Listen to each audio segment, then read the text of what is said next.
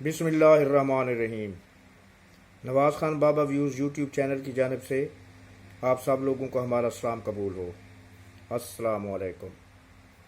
हमें उम्मीद है कि आप सब लोग जहाँ जहाँ भी हैं अपने अपने अज़ीज़ व अक़ारिब के साथ, अपने दोस्त अहबाब के साथ, अपने रिश्तेदारों के साथ, अपने अहल खाना के साथ, अपने अहल ख़ानदान के साथ और दोस्तों के साथ ना सिर्फ ये कि बखैर व आफ़ियत होंगे बल्कि खुश व खुर्रम भी होंगे।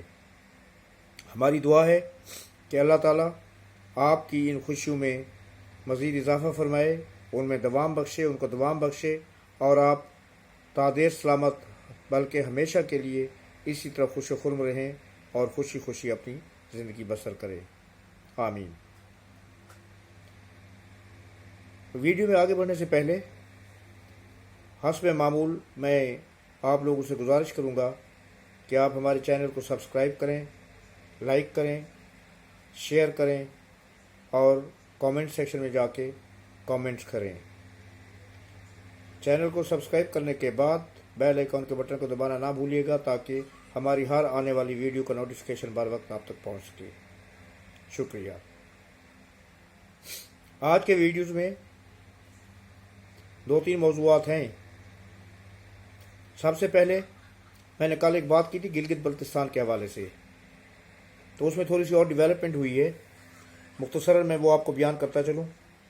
वो डेवलपमेंट ये हुई है कि सदर मुस्लिम लीग नून गिलगित बल्तिस्तान हाफिज़ हफीज़ुर रहमान साहब ने जिन अफराद को शो काज नोटिस के बाद पार्टी की रुकनीत मुअत्तल की थी और उन्हें मुअत्तल कर दिया था, उनकी हिमायत में पार्टी के सेक्रेटरी जनरल मोहम्मद ताबान साहब आ गए हैं और उन्होंने कल ये कहा है कि जनाब हाफिज़ हफीज़ुर रहमान ने जिनको भी मुअत्तल किया है मैं उनको वापस ले रहा हूँ और वो अपना काम जारी रखेंगे।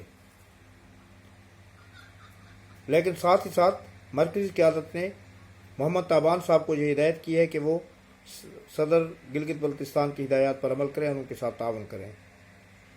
दूसरी तरफ जाफ़र खान साहब ने एक और शोशा छोड़ा है।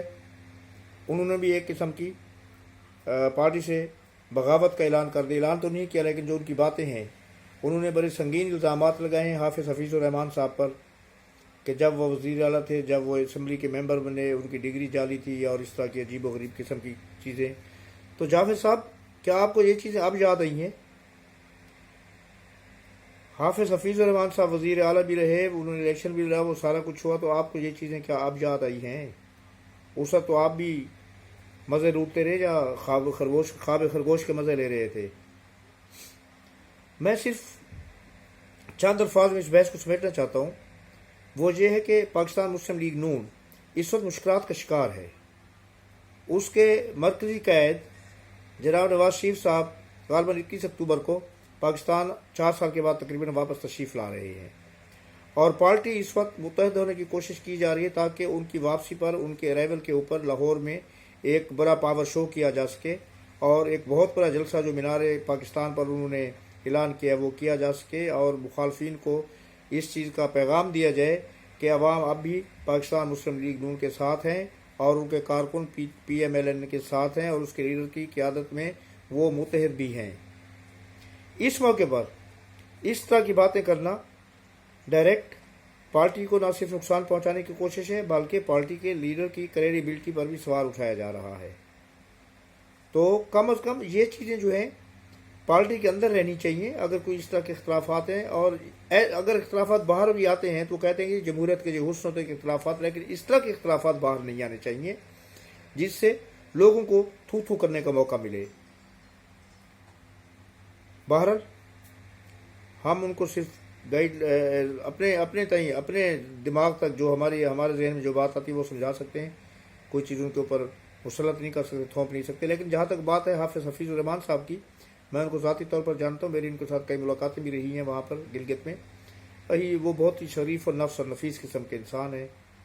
और दूसरी चीज़ ये है कि वो जमात इस्लामी की तरबियत याफ्ता हैं। स्टूडेंट लाइफ में जमात इस्लामी के स्टूडेंट विंग जो है जमीयत, उसके वो सरगर्म कारकुन रहे हैं। तो میرے خیال میں اس طرح کے جو ان پر الزامات لگائے جا رہے ہیں وہ زیب نہیں دیتے. Thank you. جی اب بڑھتے ہیں مین ویڈیو کی جانب. 2 دن سے ایک چرچا میڈیا میں اور سوشل میڈیا پر مچا ہوا ہے کہ عمران صاحب کے جو وکیل ہیں مروت صاحب، شیر افضل مروت، ان کا جاوید چودھری صاحب کے پروگرام میں عفنان اللہ کے ساتھ، عفنان اللہ خان جو سینیٹر ہیں مسلم لیگ نون کے، اور ان کے مرحوم لیڈر جناب مشاہد اللہ خان کے بیٹے ہیں. مشاہد اللہ خان بنفس نفیس بھی بہت ہی نفیس قسم کے انسان تھے. بڑا ان کے پاس جو ہے نا ادب کا ذخیرہ تھا، بڑی اچھی تقریریں کیا کرتے تھے. بہت ہی مرنجان قسم کے انسان تھے. اللہ ان کو جنت نصیب کرے. اسی طرح عفنان اللہ صاحب بھی اپنے والد صاحب کے نقش قدم پر چلتے ہیں. وہ بڑی اتنی جلدی جو ہے نا وہ طیش میں نہیں آتے.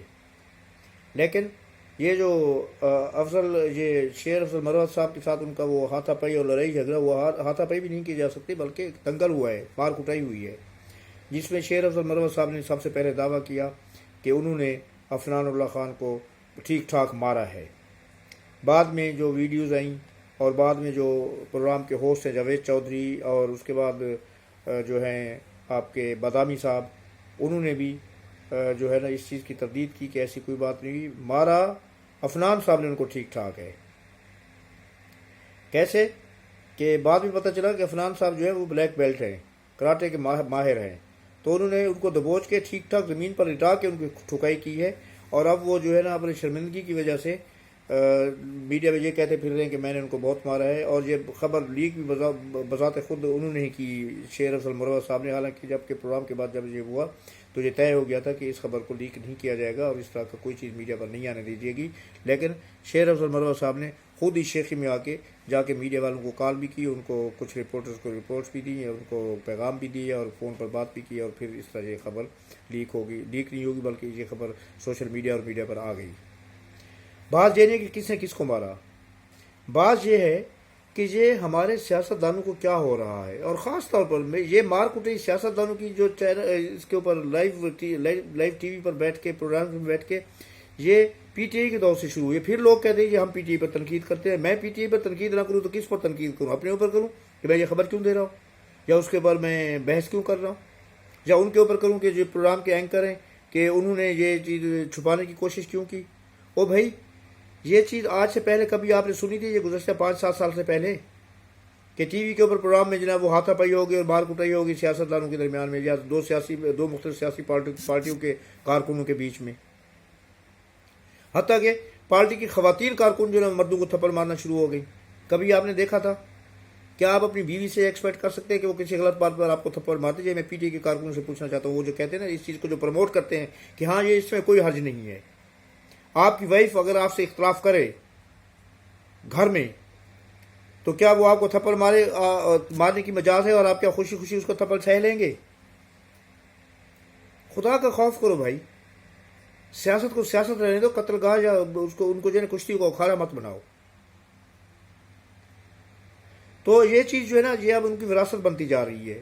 شیر افضل مروت صاحب کہتے ہیں کہ انہوں نے اس سے جھگڑا کیا کہ عفنان صاحب نے نیازی صاحب کو کچھ غلط الفاظ بولے تھے اور نیازی صاحب ان کے پیر و مرشد ہیں. ہمیں تو ایک تو پیر و مرشد والی بات سمجھ نہیں تھی. آپ نیازی کا کریکٹر دیکھو اور اس کو پیر و مرشد کا وہ درجہ دینا دیکھو، اور درجہ کون دے رہے ہیں؟ ان کا اپنا کریکٹر بھی اسی طرح کا ہی ہوگا.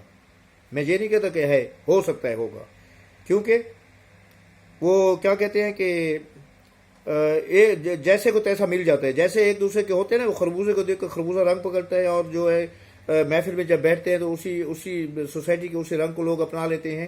تو یہ وہی بات ہے نا، جیسا لیڈر تو اس کے کارکن تو اسی طرح کے ہوں گے. کردار ان کو دیکھو اور نوز باللہ ان کو پیر و مرشد کا درجہ دیا جا رہا ہے. اور پھر عمران صاحب یہ کہتے ہیں کہ ان کی مرشد جو ہے نا پنکی پیرنی، اور پنکی پیرنی یہ کہتے ہیں کہ ان کے مرشد جو ہے نا وہ ان کے سب کا شوہر خاور مانے کا ہے. کیا بات ہے، سبحان اللہ سبحان اللہ.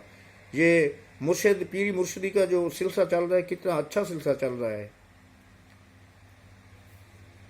اینی ہاؤ، تو بات یہ ہے کہ وہ پیر و مرشد کی بات نہیں تھی. عفنان صاحب نے عمران صاحب کو کوئی گالی شالی نہیں دی تھی. بات یہ ہے کہ جب بحث ہو رہی تھی تو شیر افضل مروت نے عفنان صاحب کے والد مرحوم کے بارے میں کوئی ایسی بات کی جو ان کو ناگوار گزری، اور عفنان صاحب نے جواب میں یہ کہا کہ اگر آپ میرے والد کے بارے میں یہ بات کر رہے ہیں جو کہ تاحیات بھی نہیں ہے، تو میں بھی آپ کے والد کے بارے میں یہی الفاظ عطا کر سکتا ہوں۔